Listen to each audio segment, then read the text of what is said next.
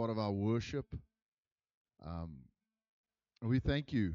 I want to thank you for your contributions. I thank you for believing in this church, this ministry, what we're doing. And just share a little bit of vision, where we're going, what we're doing is we're focusing on the children's church. Why? Because we want to reach children. Eventually, we want to buy a bus. Um, so, how our finances work in the church at the moment, this is where we are. Just so you know, I need to share this with you guys, is that we all know expenses work on a monthly basis. End of the month comes, you've got to pay. But a church's finances, our finances work that we have enough money over 6 weeks to pay for a month's expenses. So because we've been good stewards in the past, we've got a bit of a kitty that's saved up, but that kitty is being depleted. All right, so this is our church, not my church, it's our church. It's the church of the Lord, and we're all family here, and we all got to make sure that at least, and I know we don't want to pay the bills. No one wants to pay the bills. Okay, we want to go forward in regarding a vision, what we want to do, what we want to achieve.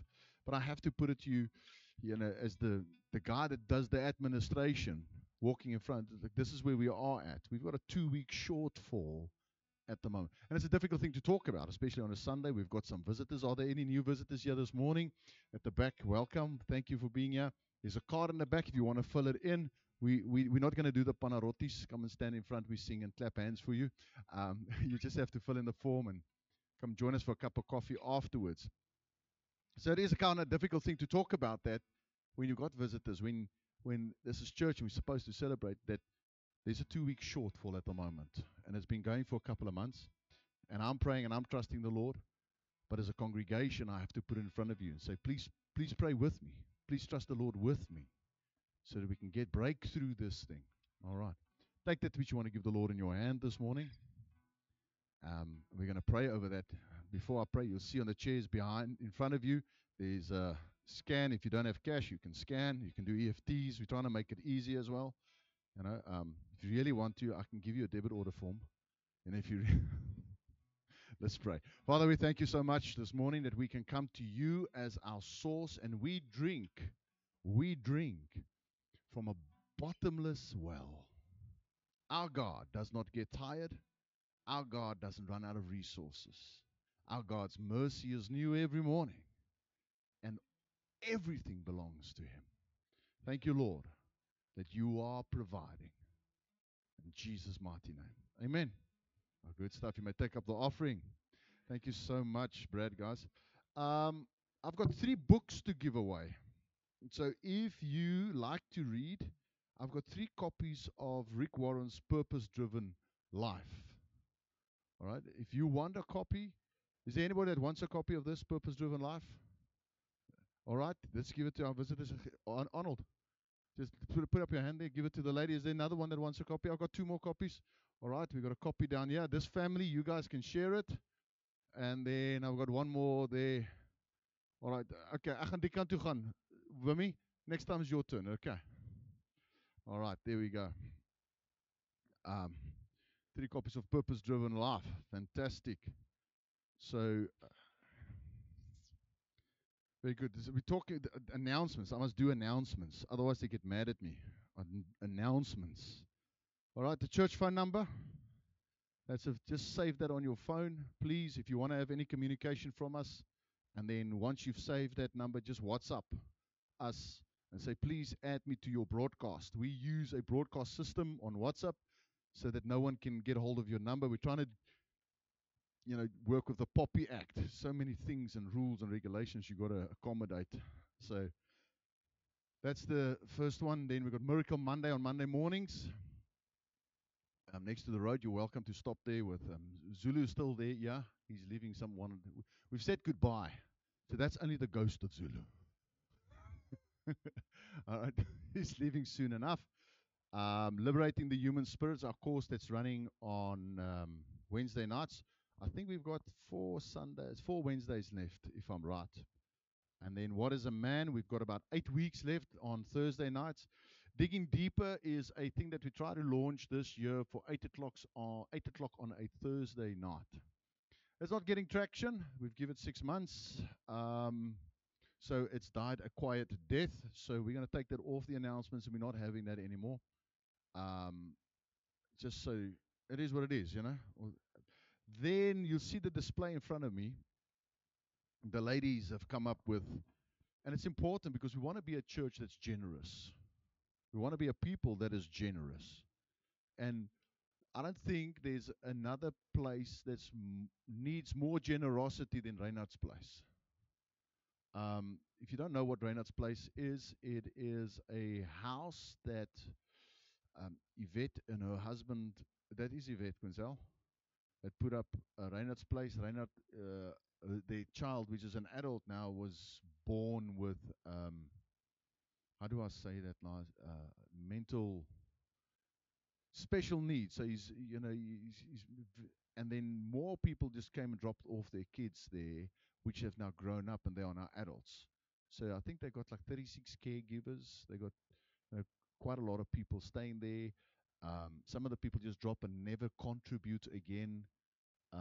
So they got to feed those people, and I mean, all of them are very, very challenged. It's not an easy thing.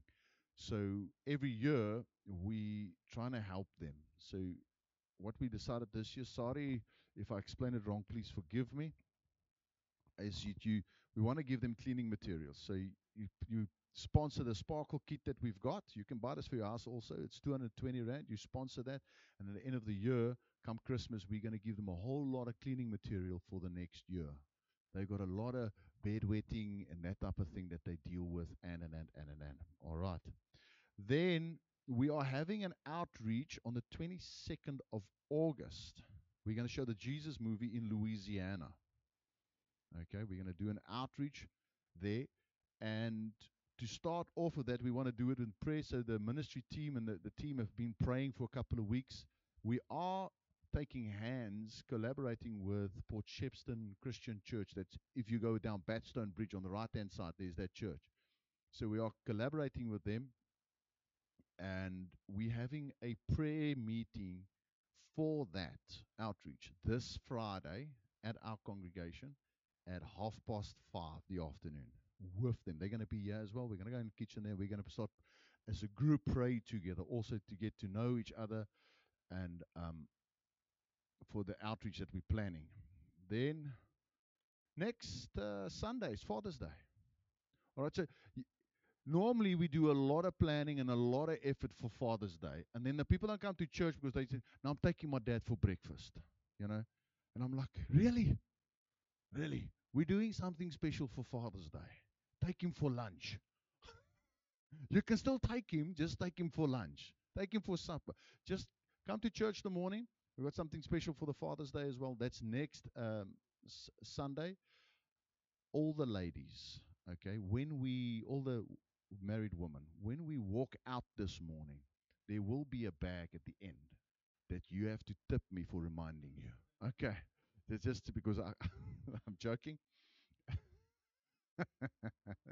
And then Children's Church, we've got a mid-year prize giving on the 22nd of June for Children's Church. So please, that's not this Sunday coming, the next Sunday after Father's Day, we have got a mid-year prize giving for the Children's Church. So please bring your kids along. Please make sure that they are here so we can do that. Is that okay? Good stuff. Let's pray. Father, we thank you for your word this morning. Thank you that we can just open our hearts and receive from you. And Lord, thank you that you come and transform us through your word. In Jesus' mighty name. Amen. Good stuff. So this morning, we're starting off with a very controversial topic, the Sabbath. Very controversial. Can you put me a little bit louder, please, Zander? Hello, can you hear me now? So we're starting off with the Sabbath, which the first thing, the words, when we say the Sabbath, what do you guys hear? You hear rest. All right? Or you hear Seventh-day Adventists, and you hear, what day is the right day, and all of this. And I want to push a reset button on that this morning. Okay? Whatever you thought you knew about the Sabbath, can we start over? Can we just start over and see what the Word of God says this morning together? And we're going to do it for the next couple of weeks because we're in the middle of our series called Crossing Over. Okay? So we need to cross over from an old Sabbath to a new Sabbath. You're like, Wilco, what are you talking about? Walk with me. Okay? Walk with me. So, first of all, if we go to Genesis, in Genesis 2, God doesn't institute a Sabbath. That's not written there. Can you put up Genesis 2 there for me, please? Or Genesis 1? Okay. On the seventh day, God ended his work which he had made, and he rested. So every time you see rested this morning, would you underline that in your Bible? Or if you're making notes, make notes. Rested on the seventh day from all his work which he had made. Rested. Okay. The Hebrew word for rest is Sabbath. Okay, are you getting that? The Hebrew word for rest is Sabbath. Now, my question to you is, what is rest? If I say the word rest, what do you see? Relax, feet up, playing Xbox, I don't know, lie on the beach, read a book, uh, catching fish. What? Oh, praise the Lord for fishermen. I've been rebuked this morning. I was rebuked in our prayer time before. I was rebuked and say I must no longer speak death over their fishing expeditions. I must pray. So I'm listening to them, and I'm listening to the Lord. They are right.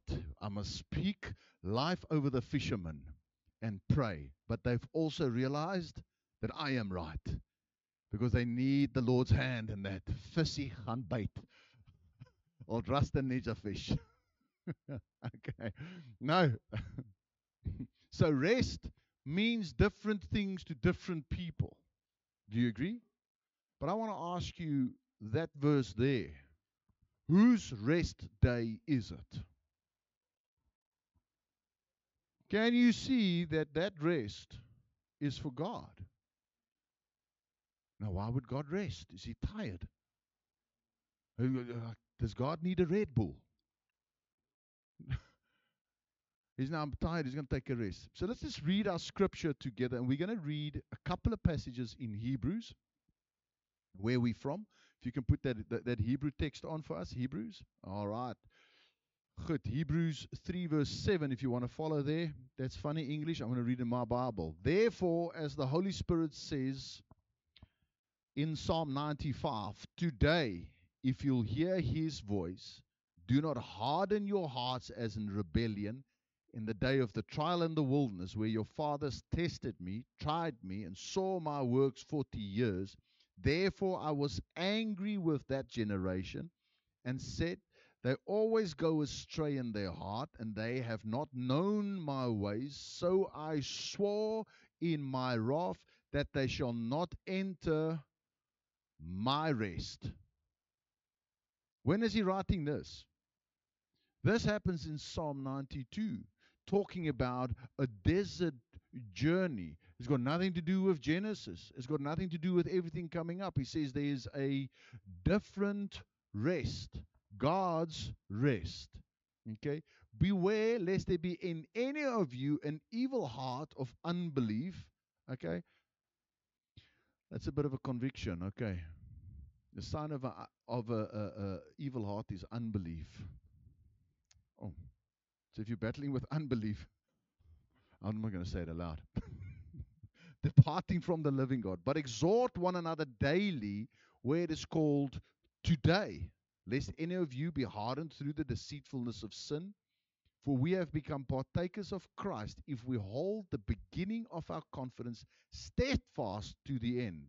While it is said, and he quotes Psalm 95 again, today, if you will hear his voice, do not harden your hearts as in the rebellion. So what was that rebellion? When God said, I want you to go into the promised land. The promised land is the land of rest. Okay, so what are they going to do there? sit with their feet up. We all know when they went to the promised land, they were at war the whole time. But that God says that is the land of rest. That is the Sabbath. That's rest. You see, our perception of rest suddenly changes. All right.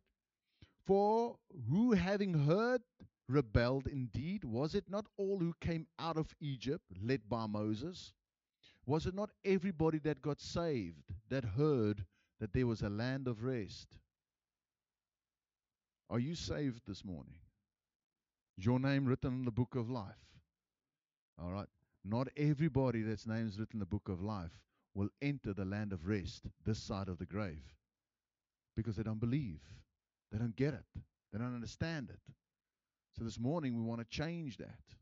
Okay? Now with whom was he angry 40 years? Was it not those who sinned, whose corpses fell in the wilderness? What was their sin? They didn't believe in a rest. They rebelled against going into the promised land. They said, look, in the promised land there are giants and they're going to trot on us. We like grasshoppers in their sight. God says, I want you to go into the land of rest. I want you to go to the land of milk and honey where there's rest for you.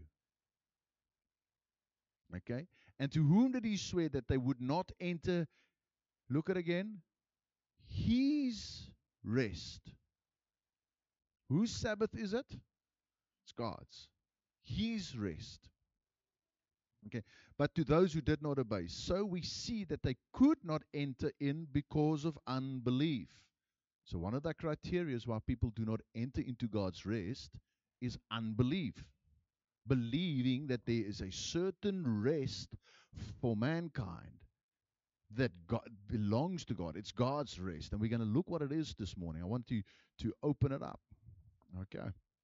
Therefore, since a promise remains of entering his rest, can you see the word rest again?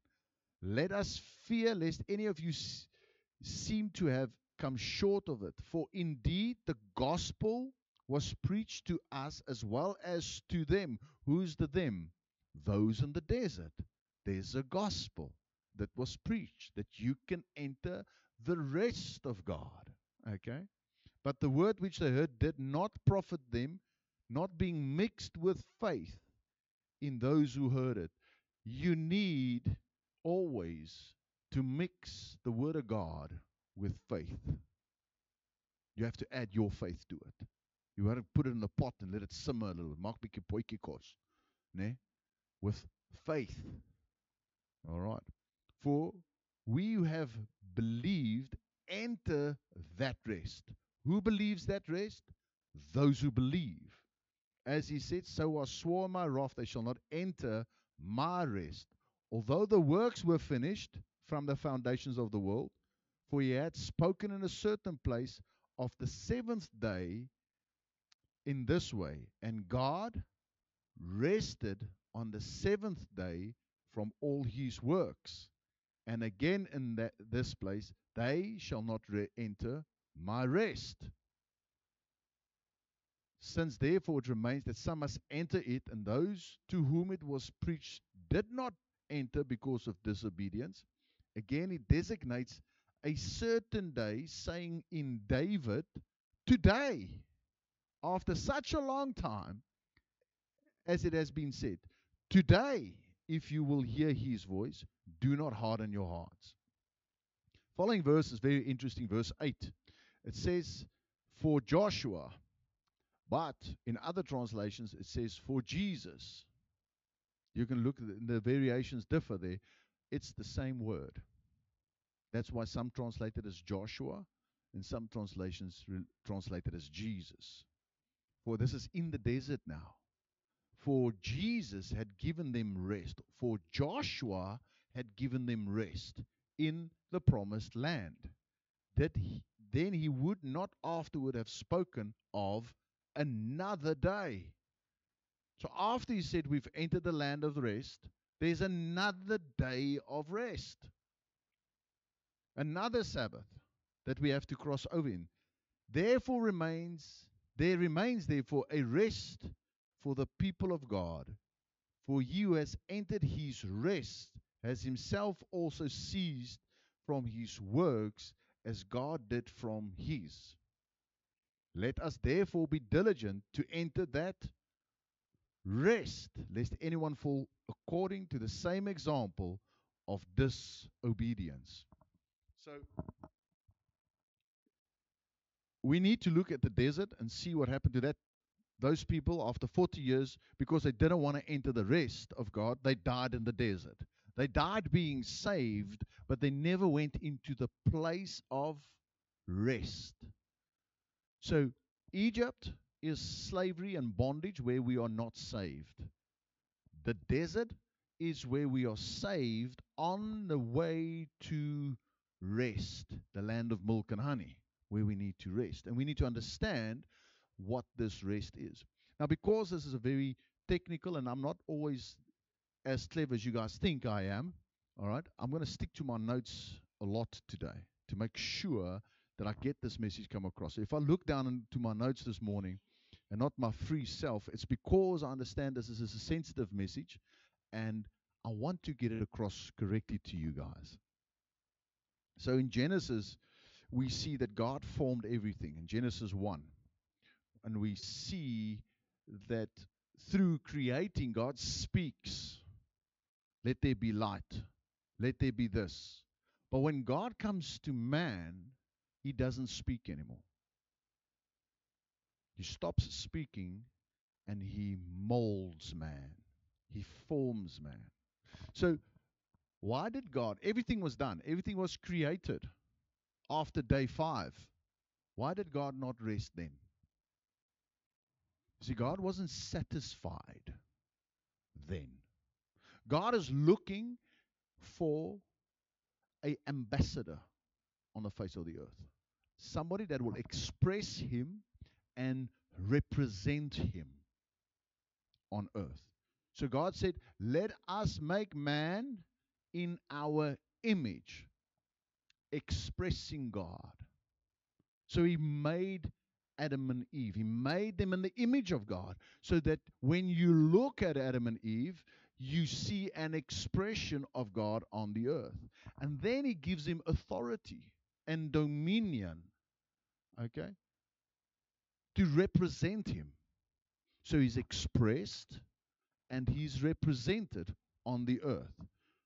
Verse 31. And God saw everything that he had made, and behold, once he had made man, he says, it is very good. And the evening and the morning were the 6th day. And the next verse is verse 2, or chapter 2, verse 1. And God rested. Why? Because he was satisfied. God didn't rest because he was tired. God didn't rest because his work had been done. God had made an expression and a representative for himself on the earth, and now he is satisfied. So God's rest is therefore when God finds expression and representation on the earth. That's God's rest. That's the Sabbath. Remember the whole time we read now, his rest, his rest, his rest. So suddenly, you and I can see we're moving completely away from a day. That it's, you got to do it on this day. That's not what God's talking about here. His rest is not a day. God's rest, God goes into rest when there's expression and representation of him on the earth. So what do you think Adam did on that 7th day? That's his first day. He rested. So when God is expressed and represented on the earth, man enters into rest. And we also function from a place of rest, then we work. We don't work to rest. We rest to work. We function from a place of rest. So when Adam sinned, that rest was damaged. Why? because God is no longer expressed and represented on the earth. Now God is like not resting anymore. So, welcome, but is that scriptural? Yes, it's scriptural. If we go to, I'm just make sure I'm in John 5. John 5, we find the story of the paralyzed man. The Bible says, the older translation talks about an impotent man. And he asked him, what do you want me to do? He said, well, heal me, sir. So Jesus heals him on the day that they have called the Sabbath. He heals him on that day. The Pharisees, the custodians of this Sabbath day, they are there and they get angry. All right, verse 16. They sought to kill him. Can you agree with me? If you are in rest, you don't want to kill anybody. Are you following? If you are at rest, you're not going to fight over a certain day. The mere fact that you fight over a certain day, or that you want to kill somebody, or you want to get legalistic about it, is evidence that you have not entered into His rest. You've got your own perception of what God's rest is. We need to cross over. We need to go cross over from what we believe is rest into what God's definition and God's rest is. God's rest is being expressed and represented in the earth by man.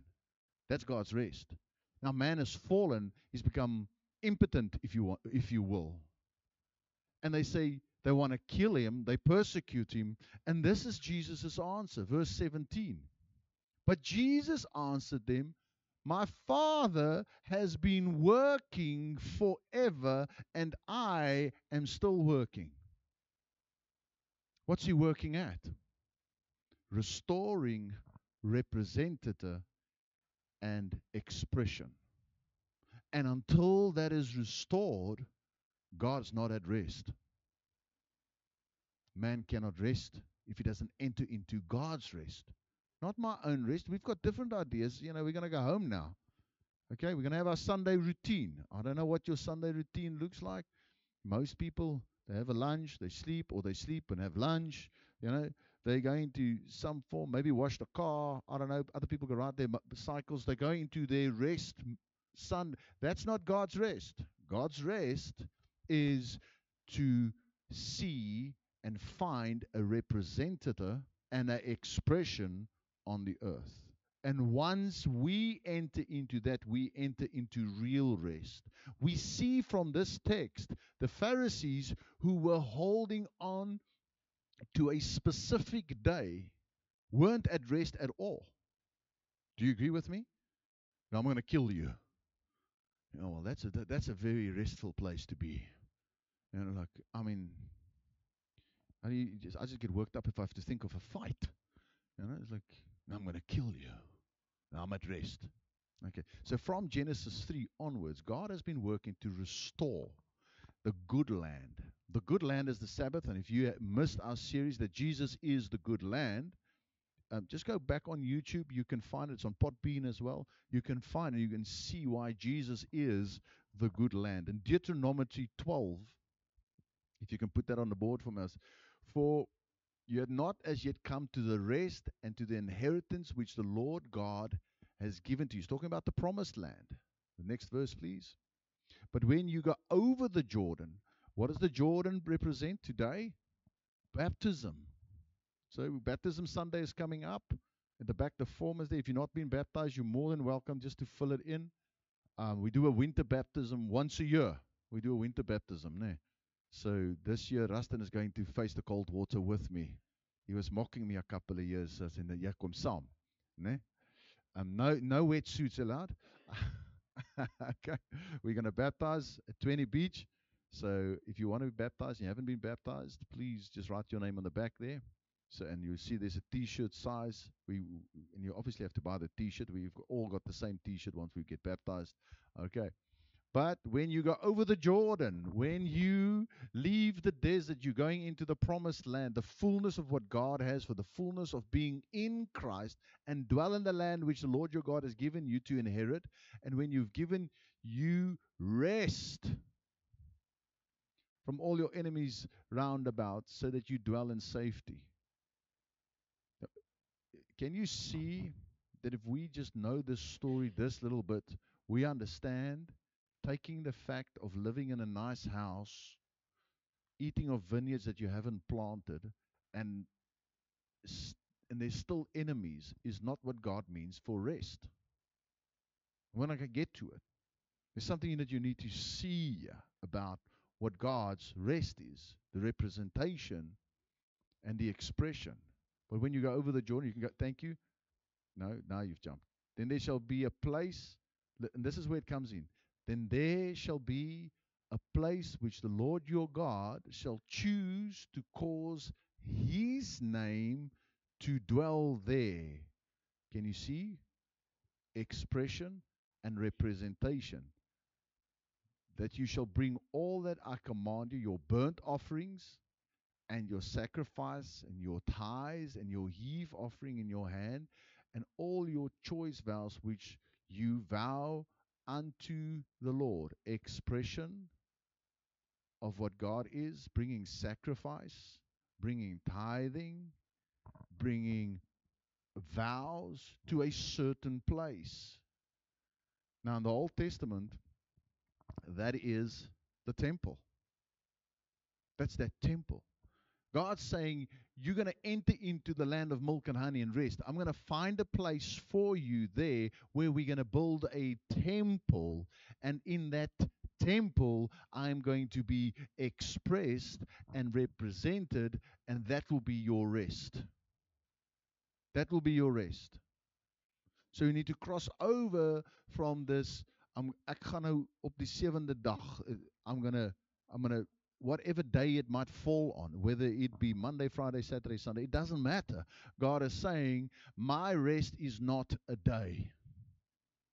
My rest is where I am expressed and represented. And when you're in the promised land, crossing over the Jordan, there will be a place where you can bring your offerings and your vows and your tithing, where you can have the expression and the representation of God, and you will enter into rest.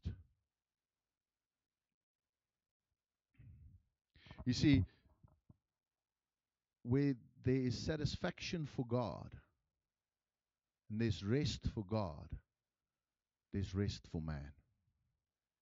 You see, on the seventh day, God entered into his rest. Adam was there. He also rested. He didn't want to kill people. He didn't want to go to arguments. Are you following? Adam rested in the presence of God. When God finds representation, when God finds, no, I forgot the other word, representation and expression, man finds rest. There's a rest there. Christ is our Sabbath. We know that Christ is the promised land. We know that we have to enter into Christ. So Christ is our Sabbath in 3 different stages. There's 3 stages to being in the rest of God, into the Sabbath of God. The first part in the church age, let's go to Matthew 11. If you open your Bibles in Matthew 11, verse 28. It's actually a very well-known verse. Matthew 28, verse 28 and 29. Matthew 11, sorry, not Matthew 28, Matthew 11. I'm like, what am I doing? Matthew 11, verse 28 and 29. Come to me. So that's in my Bible, that's written in red letters. So it's Jesus speaking. He says, come to me, all who are laden and are burdened, and I will give you rest.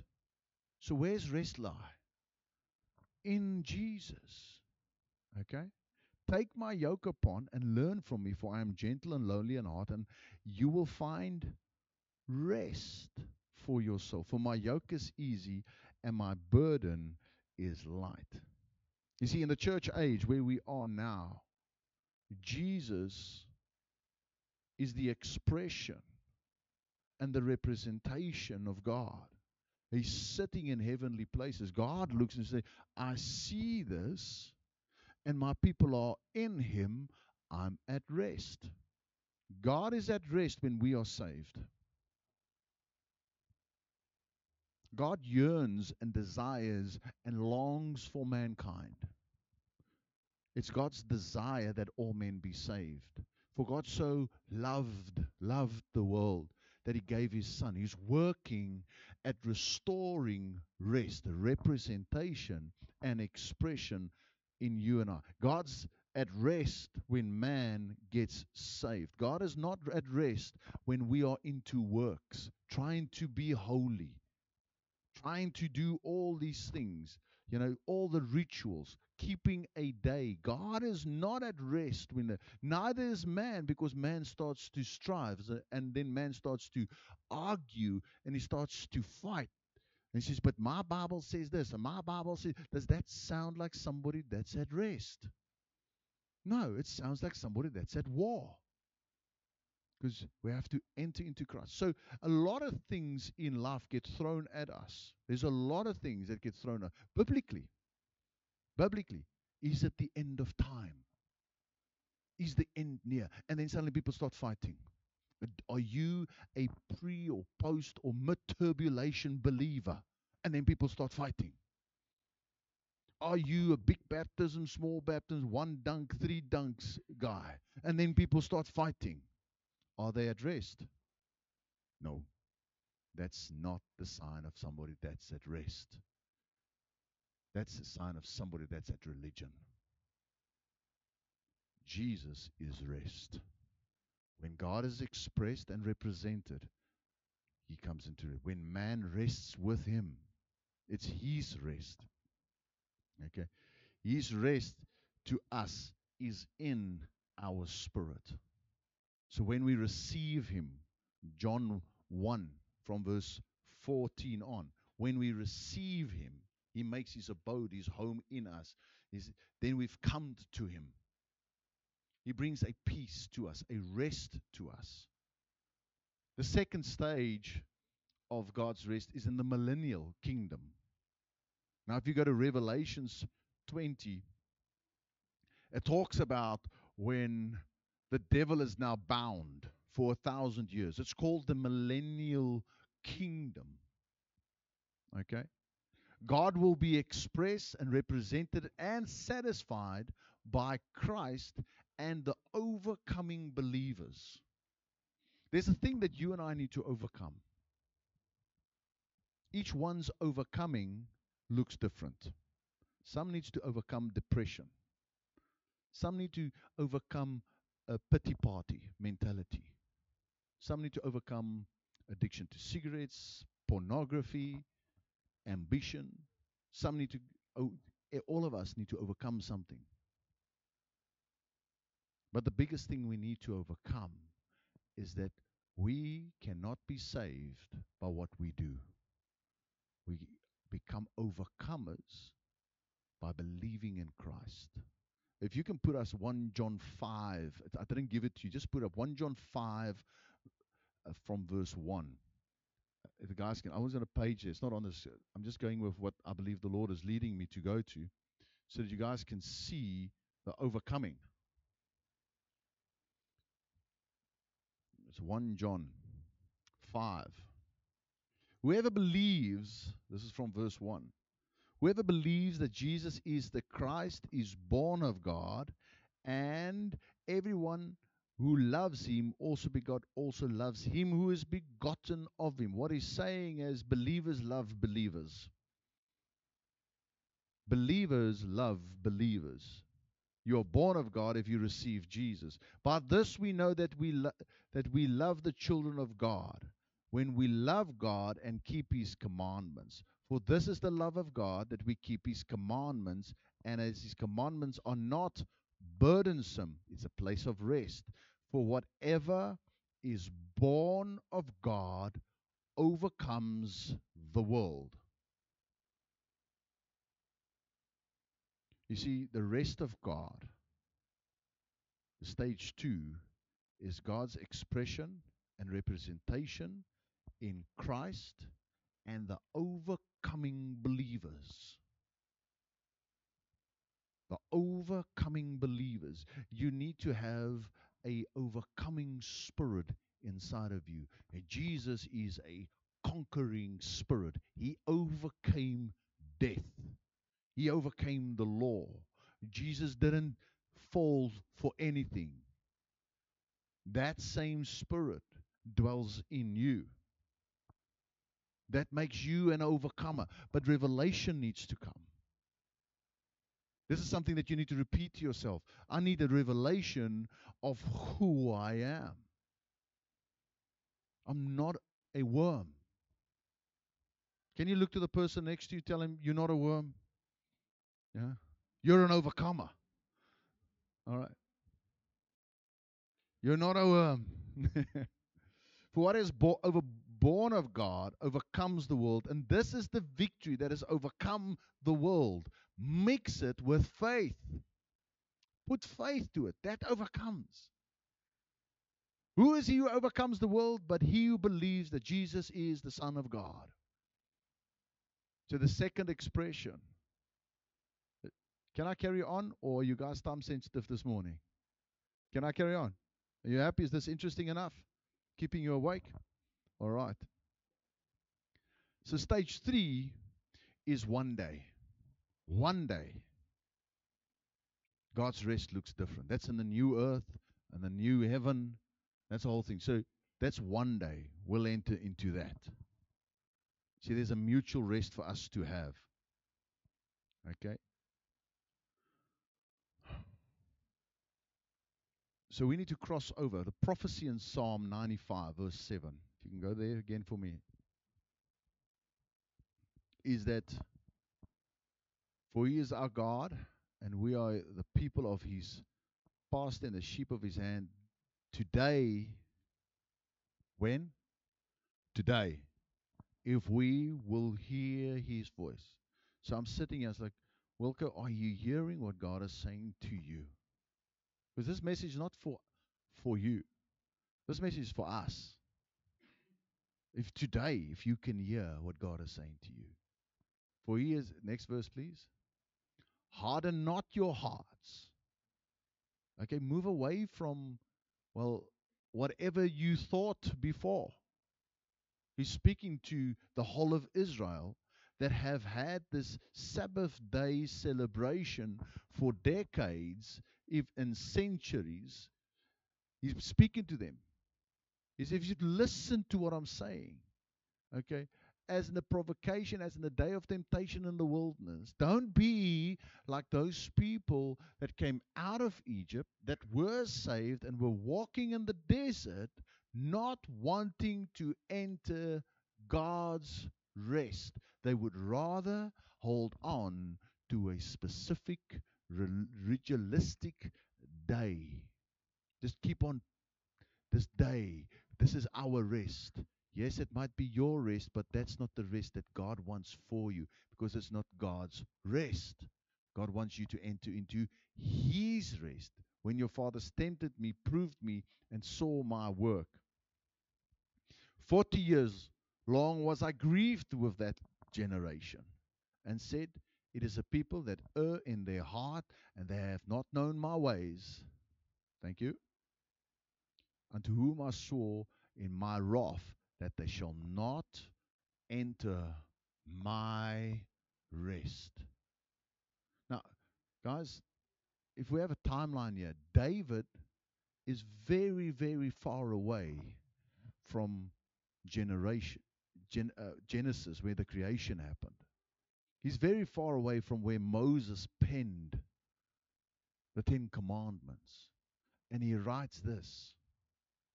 So you'll not enter my rest. God says you won't, because you still acting like those desert people. Sounds like a movie title, Desert People. think we can sell that? Featuring in our new feature film, introducing Rustin Curtis in the lead role of Maximus, Desert People. Going to screens near you. Mm. What is the Sabbath rest today? The Sabbath rest today, the expression and the representation today is a higher church life. Church life. Now, I'm not talking about Sunday. Church life is far more, because this is the body of Christ. The church is the body of Christ. If the church is the body of Christ, it is the expression and the representation. Individually, I am not the expression. You are not the full representation. But together, the church is the representation and the expression of God together. So, what's he talking about? In church life, God is expressed. You want to see where God is at? Go to church. Bring people to church. You want them to experience God? Bring them to church. God is expressed there. When we worship, God is expressed. When we fellowship, God is expressed. When we gather together for social, God is expressed. So I was speaking to my family. I said, you know what? We do a boerie braai every Friday night. Boerewors braai. That's stock standard in our house. Friday nights, easy paper plates. No, don't make a mess. We do a boerie braai every Friday night. So I said to my family, can we not do this with the congregation? Can we not just boerie braai on a Friday night? Would you come to something like that? Huh? Just a boerie braai. Your own wors, your own bun, your own paper plate. I'll supply the fire. If you want to bring a sauce, you bring a sauce. You want to bring a cold drink, you bring a cold drink. When we're done, we all clean up together and we go. And we have expression of God. So we've put it on the calendar. We'll see it coming up. We're going to try and do it maybe every second Friday. No obligation. From 6 until 8. No obligation. Come, we're going to do a boerie braai. You know what? If you don't come, it's going to be my household. We're going to be 11 people to start off with, yeah. Okay? Brad is compulsory. He must come. And I told Rustin too. He can no longer do weightlifting every Friday. He needs to rest his body. No, there's no compulsion. But why? Because expression, it's the high church life, is the expression and representation. God is at rest. Then we enter into rest. And now you can invite somebody come to a boerie braai with us. And you'll see normal people at rest in God's presence. It doesn't have to be hairs on your back standing up in the middle of a worship service. It doesn't have to be an audience listening to a message. That's just part of it. The high church life is being saved and can fellowship together. Okay? Man and God is satisfied in God's presence. Adam was satisfied. He rested too. When they were in the temple, they were at rest. When we come to church, suddenly we become at rest. That's why on a Sunday morning you walk out, you actually feel a little bit lighter. Who knows what I'm talking about? Hello? Put up here. Okay. What is that? That's God. That's the Spirit of God bringing peace at rest. He's bringing Sabbath to your spirit, so you don't want to kill you know what? Well, let me put it this way. You won't have road rage so much on a Monday. Maybe by Tuesday it's a whole different story. But at least Monday you can cope with the traffic. The high church life is the ABC. The high church life. You want to fall into the fullness of God's rest. It is to step into your gifting. It's to step into your gifting in church life. It's to step into your calling in church life. It's to step into your purpose in church life. That brings fulfillment, and fulfillment brings rest. It takes me out of the rat race, chasing after. And we're all in the rat race. We all have to work, make ends meet. We're in that. There we go. Look to the guy next to you and say, listen, you're a hamster. No, don't do that. I'm joking. You know? But we're all in this rat race. But when we come to high church life, when we come to the expression and the representation of God on the earth, when we plug into that, we go into rest. Years ago, there was an ad on TV. I want to be a Simba Chippy. Remember that? Everybody remember, I want to be a Simba. That potato wasn't at rest until he became a Simba Chippy. Coca-Cola copied that. They made a little bubble. Remember the little bubble? And he fell into this whole Coca-Cola. And he just wanted to be, he was a happy bubble when he was inside Coke. You and I go into rest when we plug into the body of Christ, when we discover our gifting. You probably already know your gifting. You just don't know that that's your gifting. Some of you can sing. Some of you can dance. Some of you can draw. Some of you can work with children. Some of you, I don't know, they've got good ears. They can maybe mix the sound. Some of you just love making food for other people. There's like these hospitality people. I'm thinking of a certain lady. She's not in church. She's in another social group where I am. All this lady wants to do is serve. She's not happy if she's not serving. The sweat is running down her face. Everybody's in their mois. She's happy when she's serving. That's her purpose. That's her Simba Chippy. See, when we bring that to church, the high church life, now there's rest. You become at rest. Why? Because God is expressed and represented in church. Church is more than just coming out together. Church is Sabbath. Church is God at rest, and we are in Him, and therefore we are at rest. So next week we're going deeper.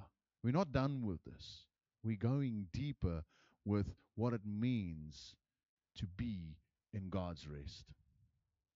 Obviously, the Holy Spirit adds to the church daily. That's what the Word of God says. Maybe this morning, this message, you realize, but I'm not at rest. There's something chasing me on the inside. So I'm still angry. I'm still alone. I still feel rejected. I still feel like I'm on the outside looking in. I'm still worried if I die now, am I going to make it? You can't be at rest if that's still inside of you. Do you agree with me? That's like at war. Okay, this morning, the opportunity, Jesus says, come to me. So I want to offer the opportunity. I'm going to ask everybody just to bow their heads, close their eyes. And we're going to ask the Lord, because I can't save you. I can't bring you over the Jordan into the promised land. That's the work of the Holy Spirit. The Holy Spirit adds to the church. When we come into Him, His rest comes into us. And maybe this morning, this is it. Maybe this is the message that you needed to hear. To say, you know what, I am tired of being at war, wanting to kill.